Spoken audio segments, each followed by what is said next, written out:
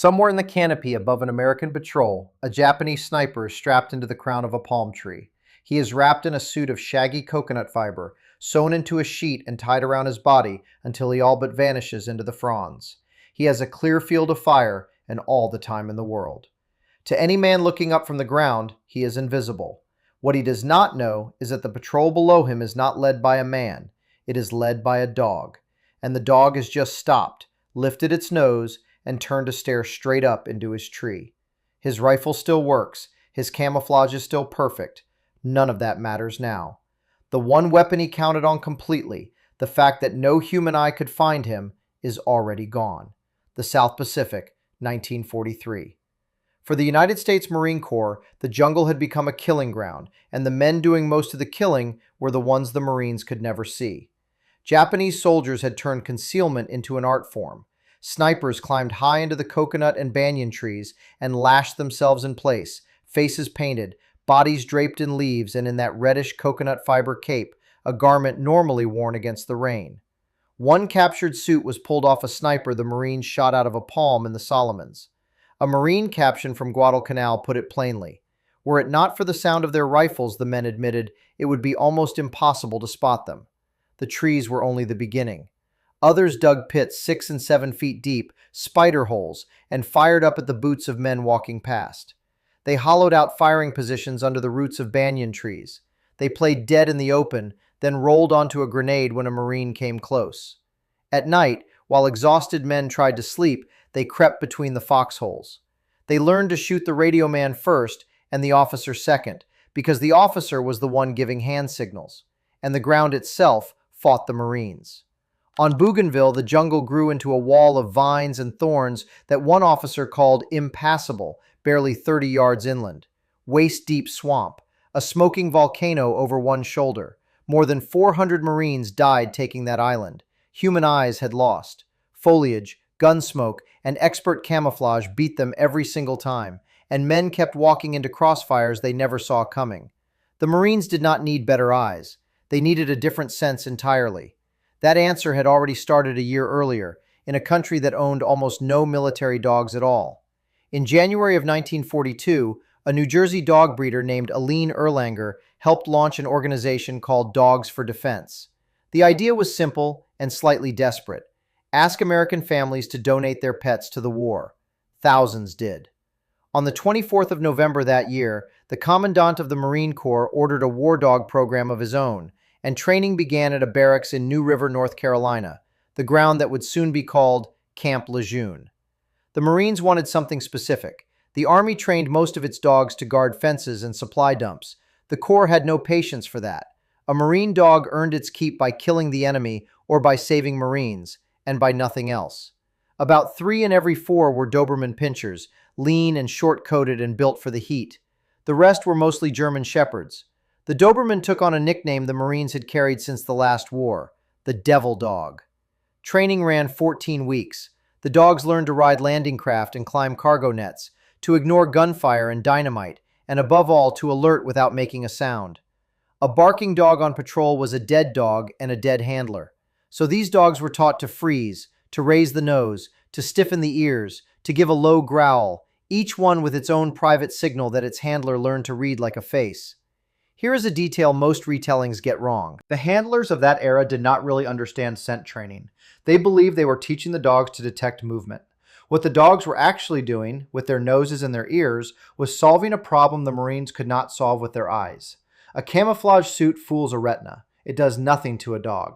Every dog got 2 handlers so that if one man fell, the animal still had a master. And the dogs held rank. They started as privates, and a brave one could be promoted above the men who led him. They came in 3 kinds. Scout dogs walked point, ranging out ahead of the patrol and alerting to snipers, bunkers, mines, and ambushes. Messenger dogs ran between 2 handlers at close to 25 miles an hour, carrying orders and ammunition and blood plasma when the radios drowned in the damp and the wire was cut. And sentry dogs stood watch over the foxholes at night. Their greatest gift was not a kill, it was sleep. For the first time, bone-tired Marines could close their eyes. Lieutenant Clyde Henderson, a chemistry teacher who now commanded the 1st War Dog Platoon, had a phrase for what he was bringing to the Pacific. He called them living radar. They got their proof on the 1st of November 1943 at Empress Augusta Bay on Bougainville. 24 dogs and 55 handlers of the 1st War Dog Platoon went ashore an hour behind the first wave, lowered over the side of the ship in cargo nets while mortar rounds walked across the water. They were attached to the 2nd Raider Regiment, and nobody there quite knew what to make of them. The doubt did not last long. A Doberman named Andy led M Company down the Piva Trail, off the leash, ranging ahead and taking his cues from a cluck of his handler's tongue. 1,500 yards in, he alerted to Japanese positions 75 yards up the trail, then 100. The Raiders dealt with them and lost no one. Then came the 14th of November, and the moment that settled the argument for good. A Marine force ran into heavy fire, and 2 of Andy's handlers, Robert Lansley and John Mahoney, volunteered to take him forward. About 25 yards out, Andy stopped short and looked left, then right, the way he always did. Behind that alert sat 2 machine gun nests, placed on either side of the trail to catch men in a crossfire.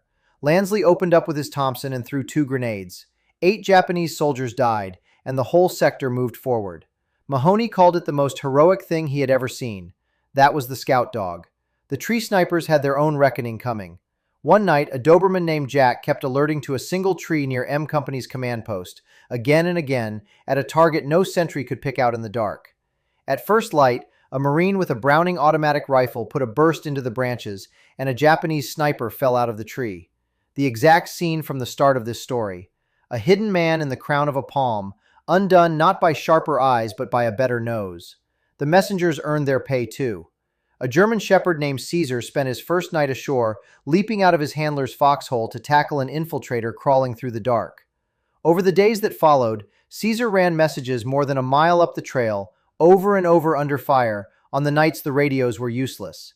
He was shot, once so close to the heart that the surgeons left the bullet where it was. 3 weeks later, he was back at work. When the after-action reports were written, the numbers told a story that is still hard to believe. Not one dog patrol on Bougainville was ever ambushed. Of the 24 dogs and 55 handlers who had landed, only 2 dogs and 2 men did not come home. The regiment's commander called the War Dog Platoon an unqualified success. In plain terms, the experiment had worked. If a story like this is worth 15 minutes of your time, subscribing helps more of them reach the people who care about getting the history right. Now, Guam. By the summer of 1944, the dogs were no longer a curiosity. When the Marines came back to retake Guam that July, 3 war dog platoons came with them. What happened there would give the program both its finest record and its heaviest grief. On the second day of the fighting, a 65-pound Doberman named Kurt walked point ahead of the 21st Marines with his handler, Alan Jacobson. Kurt stopped and alerted to a large Japanese force hidden in the brush ahead, far larger than the patrol he was leading. His warning is credited with saving roughly 250 Marines. Moments later, a mortar round burst behind him and tore his back open to the spine. Jacobson refused treatment for his own wounds until Kurt had been carried to the rear. The platoon's veterinarian, a young officer named William Putney, worked on the dog through the night. He set an intravenous line, eased in a dose of morphine, and Kurt sighed and closed his eyes and went to sleep. He did not wake up. He was the first war dog killed on Guam. Remember his name. We will come back to him. Kurt was not alone in what he did, or in what it cost. A black Labrador named Skipper was posted to a company near Mount Tenjo. Around 4 in the morning, Skipper alerted, and his handler, Dale Fetzer, sent word to wake the lieutenant because the enemy was coming. 10 minutes later, the Japanese poured down off the mountain. A grenade killed Skipper and shredded Fetzer's legs. Fetzer went through the rest of that fight in a blind fury, and Putney found him at dawn, holding the dead dog in his arms. The company lived because Skipper gave them their 10 minutes. Over the whole campaign, the numbers again defied belief.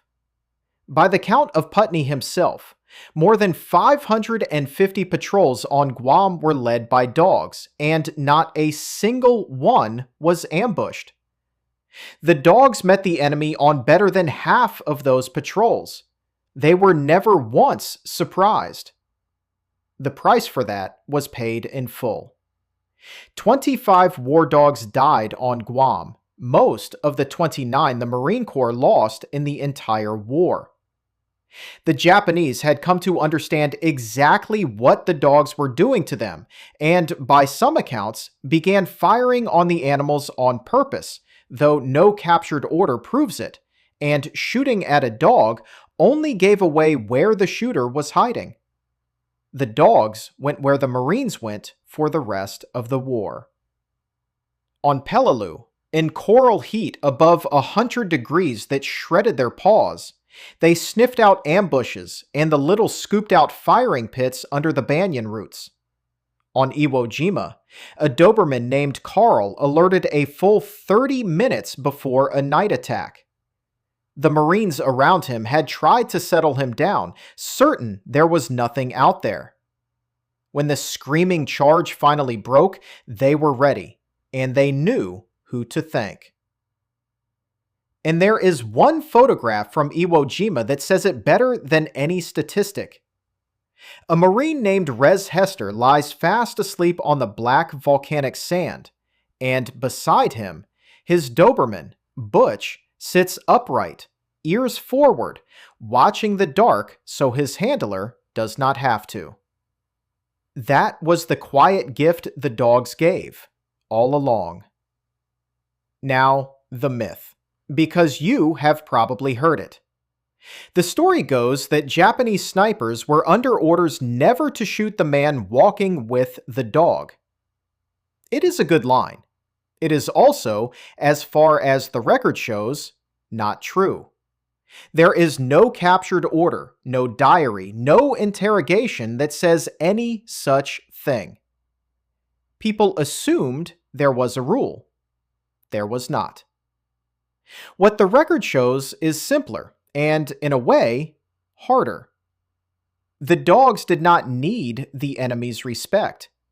They took away the one thing the sniper in the palm tree relied on completely. Not his rifle, not his nerve. His invisibility.